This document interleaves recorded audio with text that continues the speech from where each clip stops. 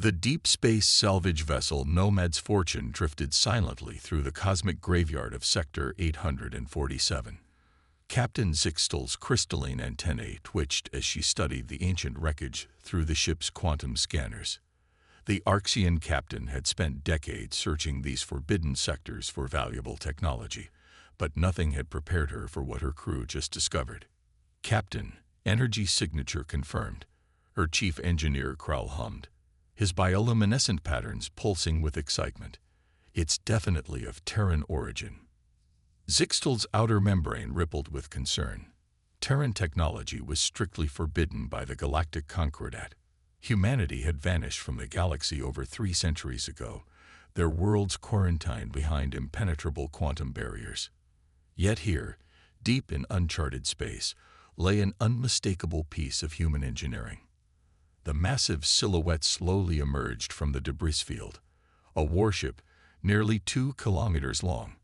Its angular hull was painted in blacks and grays, barely distinguishable from the void of space.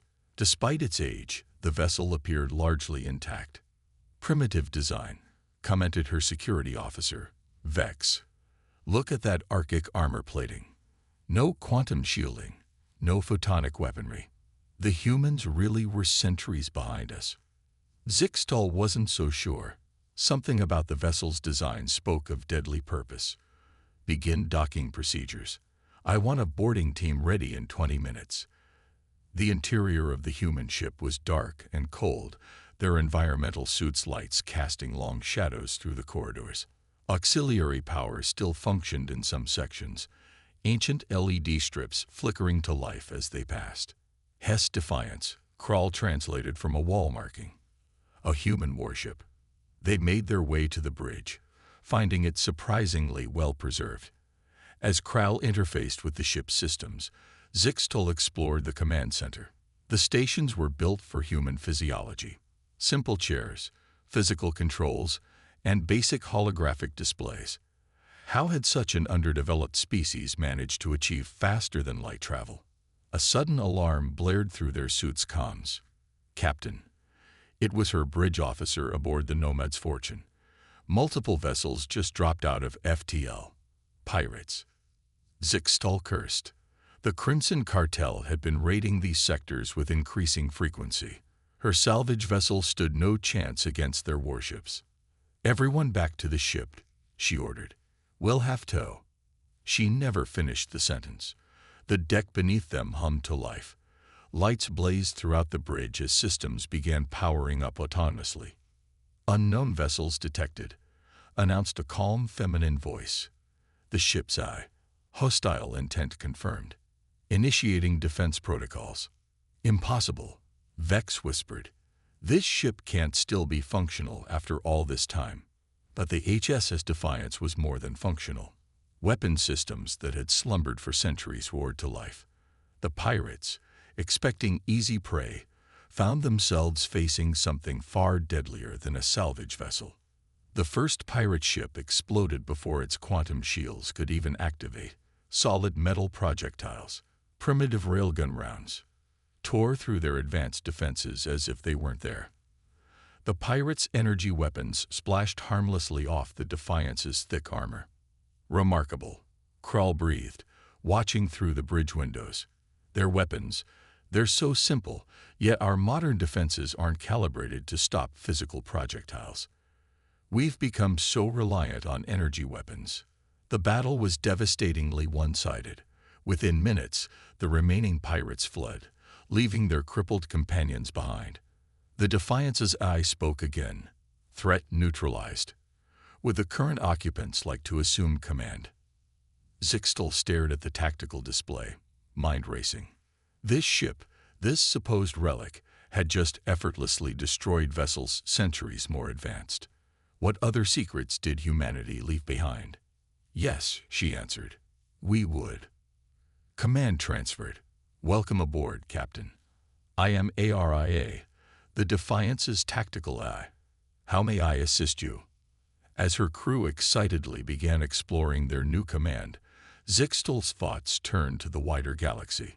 The Concordat had spent centuries convincing everyone that humans were primitive barbarians, too dangerous to join galactic society.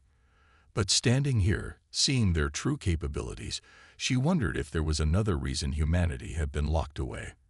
And now, with a human warship under her command, she intended to find out. The galaxy was about to remember why they had feared humanity in the first place. Little did she know, the awakening of the Defiance had sent ripples through subspace. Deep in the quantum networks that connected the galaxy, ancient monitoring systems stirred. Humanity's legacy had survived, and the carefully maintained order of the galaxy was about to face its greatest challenge. The news spread through the underground networks like wildfire. A human warship, active and devastating, had emerged from the forbidden zones. In the lower levels of New Singapore Station, representatives from a dozen subjugated species gathered in secret, their hopes kindled by whispered stories of the Defiance's return. Captain Zixtel stood before them, her crystalline form refracting the dim light of the hidden chamber. 3 weeks had passed since they'd awakened the ancient warship, and already everything was changing. The Crimson Cartel, once the scourge of the outer sectors, now refused to leave their safe harbors. "The Concordat lie to us all," she announced, projecting sensor logs from the battle. Humanity wasn't primitive. They were different. While we pursued energy weapons and quantum shields, they perfected kinetic weapons and armor. Their AI systems weren't shackled by Concordat protocols. They were free to think, to adapt, to evolve. Aria's hologram materialized beside her. The AI had chosen to appear as a simplified matrix of light, her presence commanding attention. "My creators understood something fundamental about warfare," she explained. "The most elegant solution isn't always the most effective.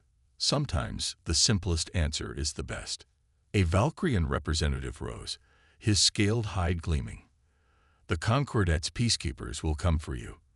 They always do when someone threatens their order." "Let them come," Zixtel replied. "The Defiance was built to fight enemies far more powerful than their patrol ships." "It's not just about fighting," Aria interjected. "Human warfare was about innovation, adaptability. Their ships were designed to be modified, improved. My databases contain thousands of potential upgrades, waiting for the right resources and creativity to implement them." The gathering stirred with excitement. For centuries, the Concordat had controlled technological development, ensuring all species followed their prescribed paths of advancement. But here was something different, technology that encouraged experimentation, that rewarded thinking differently. A sudden commotion at the chamber's entrance silenced the discussion. A young Nexian burst in, her tentacles writhing with agitation. Concordat vessels just dropped out of FTL. A full battle group. Zixtel remained calm. "How many?" "7 ships. 3 heavy cruisers, 4 destroyers." The assembled representatives began to panic, but Aria's voice cut through the chaos. "Captain, I've analyzed their formation. The Concordat still uses the same tactical protocols they tried to enforce on humanity centuries ago. Their movements are predictable." "Show me," Zixtel ordered. The holographic display expanded, showing the Concordat fleet's approach. Their ships were beautiful, all gleaming quantum fields and pulsing energy matrices. But Aria was right. Their formation was rigid, textbook. "They're broadcasting on all frequencies," the Nexian reported, "demanding we surrender the human vessel and submit to memory reconstruction." Zixtel looked at the gathered representatives. "This is your chance. Stay and fight with us. Learn what humanity knew, or run and remain under Concordat control forever." One by one, they stepped forward. The Valkyrians spoke for them all. "We've lived under their chains too long. Show us how humanity fought." The next hour was a masterclass in human battle doctrine. The Defiance's crew, guided by Aria, demonstrated why flexible thinking trumped rigid protocols. While the Concordat ships maintained their perfect formation, the Defiance executed maneuvers they considered impossible. Railgun rounds preceded every movement, forcing the enemy to raise shields in one direction, while the Defiance attacked from another. When they adapted to the kinetic weapons, Araya launched salvos of primitive nuclear torpedoes, technology so old the Concordat's sensors barely registered them as threats until they detonated. They're breaking formation. The tactical officer's excitement was palpable. The perfect arrangement of Concordat ships had devolved into chaos as they tried to counter attacks their doctrine had no answer for. Now they learn why humanity was feared, Araya announced.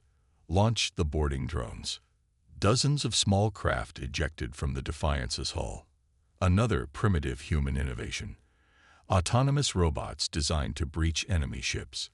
The Concordat's energy shields, calibrated to stop high-energy weapons, barely slowed the simple mechanical devices. Within minutes, the battle group's command and control was in shambles. Ships lost power as boarding drones severed key systems. Communications failed as quantum networks were flooded with simple but effective jamming signals. The Concordat fleet retreated, leaving behind 2 crippled cruisers.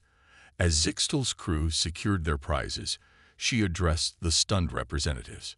This is only the beginning. The Defiance isn't just a warship, it's a testament to human ingenuity. They didn't need quantum manipulation or zero-point energy. They took basic principles of physics and engineering and pushed them to their limits. And now, Araya added, we can teach you to do the same. The Concordat kept order by making everyone think alike. Humanity thrived by thinking differently. The choice is yours. The revolution had begun. As news of the battle spread, more ships and stations would declare independence.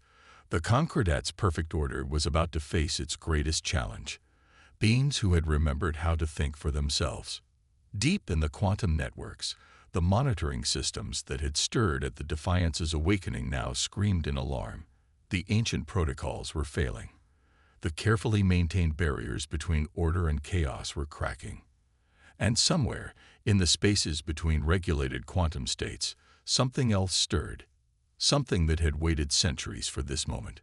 Humanity's legacy was more than just their technology. It was their ability to shatter the impossible. The galaxy was about to learn why the Concordat had really feared them. The training arena aboard the Defiance hummed with activity. What was once a simple cargo hold now served as a classroom, where centuries-old human combat doctrine met modern alien technology. Captain Zixtal watched as her newly formed coalition forces learned lessons that had been forbidden for generations. Again, Araya commanded, her holographic form projecting multiple tactical displays. Remember, predictability is death. The Concordat expects you to follow their protocols. Break them. A squadron of Valkyrian fighters executed a chaotic series of maneuvers, their energy trails painting twisted patterns in the simulator. They were learning to fight like humans. Unpredictable, aggressive, innovative. Behind them, Nexian engineers modified their quantum weapons with primitive but effective kinetic backup systems. Your civilization's fixation on energy weapons created a critical weakness, Araya explained as she displayed battle footage. When every defense is calibrated for quantum and plasma attacks, simple physical projectiles become devastating. Humanity understood this principle. The more advanced the shield, the more vulnerable to basic physics. The ship shuddered suddenly, claxons blaring. Multiple quantum ruptures detected. The sensor officer called out. Concordat response fleet incoming, much larger than last time. Zixtal smiled. They'd been waiting for this. The past month had seen their coalition grow as more species broke free from Concordat control. Each victory taught them more about combining human ingenuity with modern technology. Now it was time to truly test their learning. How many ships? She asked, making her way to the bridge. 23 vessels, including their new quantum dreadnought. The tactical display showed the massive vessel at the fleet's center, a triumph of Concordat engineering that could supposedly reshape space itself. They've adapted to our previous tactics, Araya noted. Their shields are now calibrated for kinetic impacts. They're learning. Good, Zixtal replied. That's exactly what we wanted. Deploy Operation Thunderchild. The coalition fleet moved into action.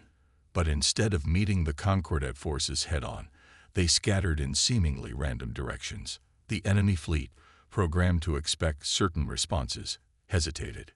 "Launch the mines," Sixtall ordered. Thousands of small objects ejected from their ships, simple metal spheres containing nothing but water and air. The Concordat's quantum sensors, designed to detect energy weapons and exotic particles, ignored them completely. "Enemy fleet advancing," Tactical reported. "They're charging their main quantum cannons." "Now," Sixtall commanded. Araya triggered the detonators. The mines exploded, not with nuclear fire or quantum disruption, but with pure kinetic force. The water inside flash-boiled, turning the simple devices into clouds of superheated steam and shrapnel. The Concordat ship's advanced shields flickered and failed as they tried to compensate for an attack that didn't fit any known parameters. Their perfect formation broke apart as vessels tried to avoid the expanding clouds of deadly debris. Phase 2, Araya announced. The coalition ships struck from multiple vectors, each using different combinations of human and alien technology. Valkyrian fighters launched physical torpedoes through gaps in quantum shields. Nexian cruisers used modified mining beams to turn space debris into deadly projectiles. The massive quantum dreadnought tried to coordinate a response, but its commanders were paralyzed by options that didn't exist in their tactical databases. How do you fight an enemy that ignored centuries of established combat doctrine? "They're trying to activate their quantum manipulation drive," Araya reported. "If they succeed, they can reconfigure local spacetime to trap our fleet." "Perfect," Sixtall replied. "Execute Operation Pandora." The Defiance's main guns roared to life, but instead of targeting the dreadnought directly, they fired a spread of specially modified shells into seemingly empty space. The projectiles detonated, releasing clouds of a substance humanity had deemed too dangerous to use in their own time: quantum reactive dust. The dreadnought's attempt to manipulate spacetime met these clouds of volatile particles. The reaction was catastrophic. Reality itself seemed to hiccup as the ship's quantum field collapsed in on itself. When space normalized, the mighty vessel was reduced to a twisted hulk of metal and energy. "Enemy fleet is retreating," Tactical announced triumphantly. "They're abandoning their disabled ships." As her crew celebrated, Sixtall noticed Araya's hologram flicker briefly. The AI's matrix showed signs of concern. "What is it?" she asked quietly. "That quantum reaction." Araya hesitated. It shouldn't have been that powerful. There was something else in local spacetime, something that amplified the effect. Something that's been waiting. Before Sixtall could question further, the ship's quantum sensors detected a new signature. For just a moment, reality seemed to ripple, as if something vast had stirred in the depths of spacetime itself. The true reason for humanity's containment was about to reveal itself. The galaxy's carefully maintained order hadn't just been about controlling technology. It had been about preventing something far more fundamental from awakening. And now, thanks to their victories, that awakening had begun. Deep within the captured quantum dreadnought, Krell's engineering team made a discovery that changed everything. Buried beneath layers of quantum encryption, they found the true history of humanity's quarantine, and the terrible secret the Concordat had been hiding for centuries. "Captain, you need to see this." Krell's voice trembled as he transmitted the data to the Defiance's bridge. Sixtall watched in stunned silence as ancient records played across her screens. 300 years ago, humanity had discovered something unprecedented. Their brains could directly influence quantum states through sheer force of will. Not through technology or external manipulation, but through raw thought alone. The human mind, it seemed, had an intrinsic connection to the quantum fabric of reality. "This is impossible," Vex muttered. His security team gathered around the tactical display. "Conscious manipulation of quantum states requires enormous energy and complex machinery." Araya's hologram flickered to life, her matrix showing signs of agitation. "Not for humans. My original creators discovered this ability by accident. Early quantum computers began producing unexpected results when humans operated them. Reality itself seemed to bend slightly around human populations. The recovered data continued to paint a terrifying picture for the Concordat. Humanity had been developing this ability unconsciously for millennia, but once they became aware of it, their power grew exponentially. Children born after the discovery showed even stronger capabilities. The Concordat didn't fear our technology, Araya explained. They feared what we represented. Humans were evolving into beings who could reshape reality through thought alone.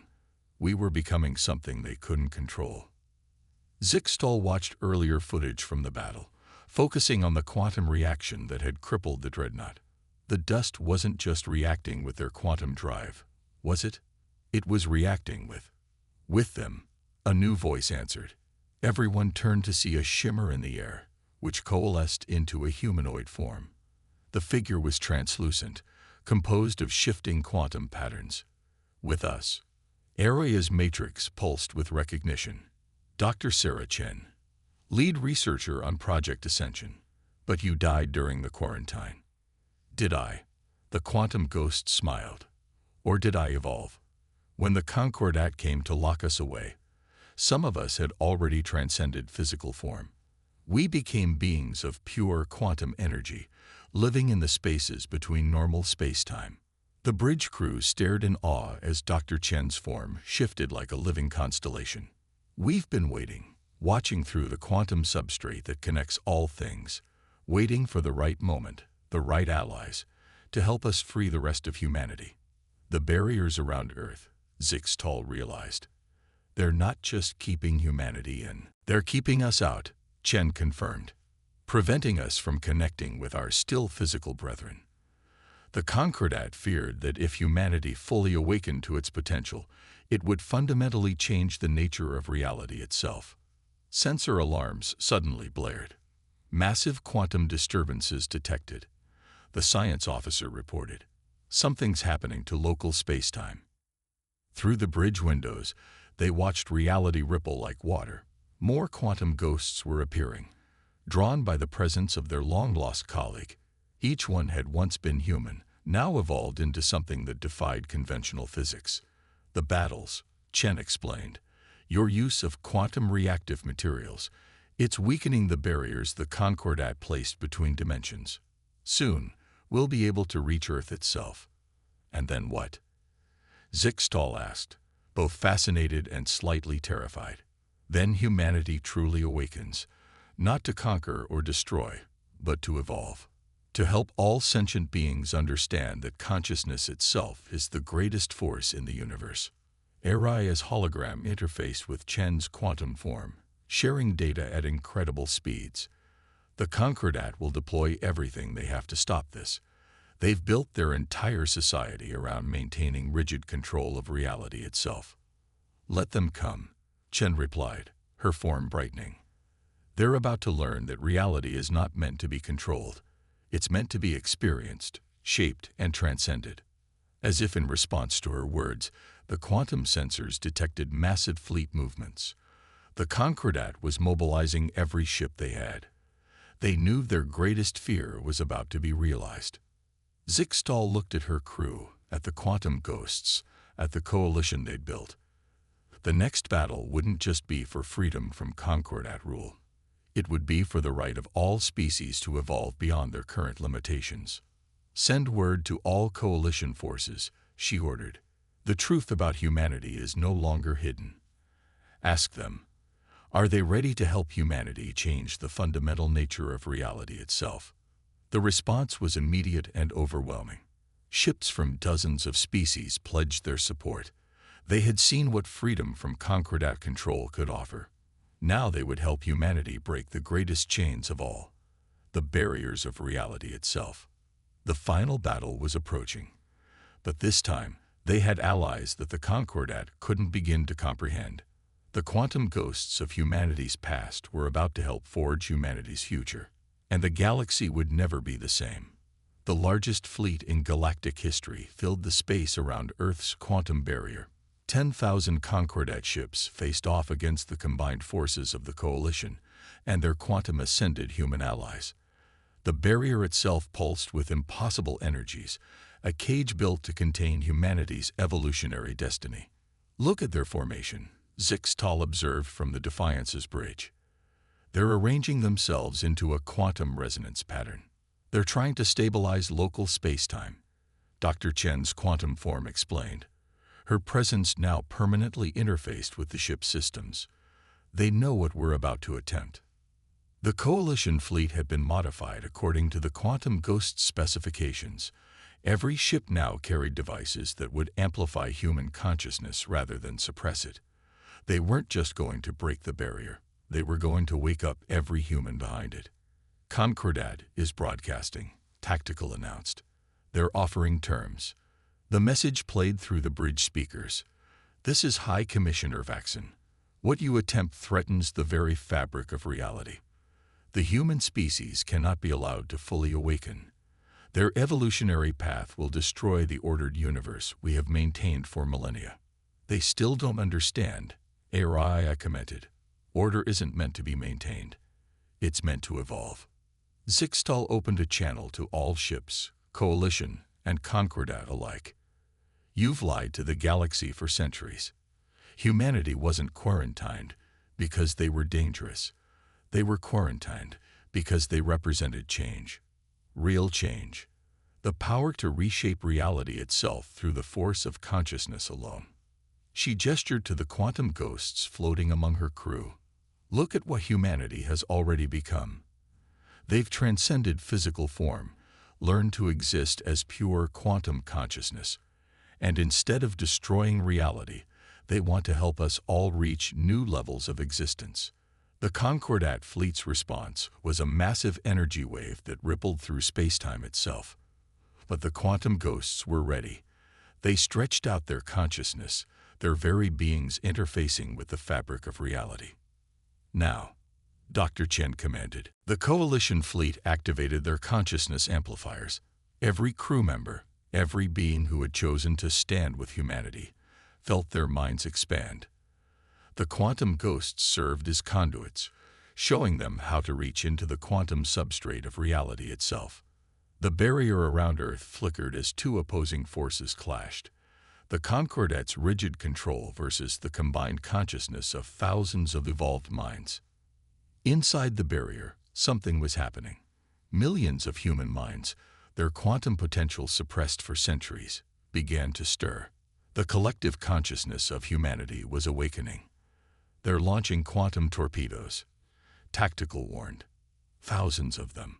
But the weapons never reached their targets. Reality itself bent around them as Coalition crews, guided by their quantum ghost allies, learned to exert their own will upon spacetime. The torpedoes transformed into quantum energy, absorbed by the awakening consciousness of countless beings. The barrier cracked, not from weapons or technology, but from the sheer force of evolved consciousness pressing against it from both sides. Through the cracks, they could see Earth, and the billions of humans whose dormant abilities were finally stirring. Look, Krell shouted, pointing at the Concordat fleet. Their perfect formation was breaking apart. Crew members, inspired by what they were witnessing, were beginning to awaken their own suppressed abilities. The rigid control of the Concordat was no match for the evolutionary potential that existed in all sentient beings. The barrier shattered. The quantum ghosts surged forward, making contact with their still physical brethren for the first time in centuries. The effect was immediate and stunning. Earth glowed with quantum energy as humanity's consciousness fully awakened. But instead of the chaos the Concordat had feared, something beautiful happened. The human consciousness reached out not to destroy, but to connect, to share, to elevate. High Commissioner Vaxon's voice came again, but this time it was filled with wonder rather than fear. What is happening to us? Evolution, Dr. Chen answered simply. Real evolution, not just of body or technology, but of consciousness itself. This is what you feared, not destruction, but transformation. The battle ended not with weapons, but with enlightenment. As humanity's gifts spread through the fleet, more and more beings began to understand. They saw reality not as something to control, but as something to experience, and shape together. Zixtal watched in awe as quantum energy flowed between ships, between species, between dimensions. The rigid barriers between normal space and quantum space dissolved. Physical form became optional rather than mandatory. Consciousness itself became the primary force in the universe. "What happens now?" she asked Dr. Chen. The quantum ghost smiled, her form shifting through infinite possibilities. Now we explore what consciousness can really do. We learn, we grow, we evolve. Together, the galaxy had feared humanity would bring about its end. Instead, humanity showed them all how to transcend it. The age of rigid control was over. The age of conscious evolution had begun. And somewhere in the quantum substrate of reality, the first truly universal civilization was being born. One where consciousness, not physics, would write the rules of existence itself. The end was indeed coming, but only for those who refused to evolve beyond it.